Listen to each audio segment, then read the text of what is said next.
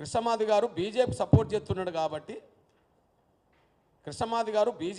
చేస్తున్నాడు కాబట్టి కాంగ్రెస్ను విమర్శిస్తున్నాడు అన్నారు.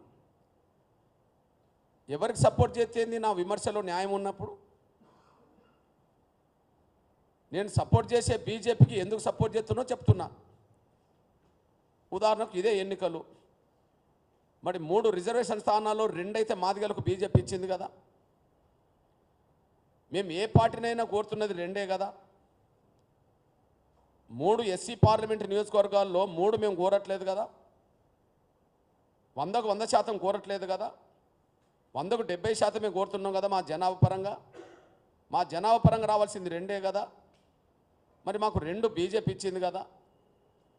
మీరు 3 స్థానాల్లో 1 కూడా మాకు ఇవ్వలేదు కదా. మరి 1 మాకు ఇవ్వనప్పుడు కాంగ్రెస్ పార్టీకి మేము సపోర్ట్ చేయలేము కదా. 3లో 2 కోరుకున్న మాకు 2 రావాల్సిన స్థానంలో 2 బీజేపీ ఇచ్చినప్పుడు మేము బీజేపీ సపోర్ట్ చేయాల్సిందే కదా. నేను బీజేపీకి సపోర్ట్ చేయడంలో అర్థం ఉన్నది, నా మీద ఆరోపణలు చేయడంలో అర్థం లేదు. కాంగ్రెస్ వాళ్ళు ఇప్పుడు సూటిగా కాంగ్రెస్ పార్టీ మమ్మల్ని అవమానిస్తున్నది, మాకు ఒక స్థానం కూడా కేటాయించకపోవడం మాకు అన్యాయం చేసింది, దీన్ని ఇప్పటికైనా సరిదిద్దుకోండి అని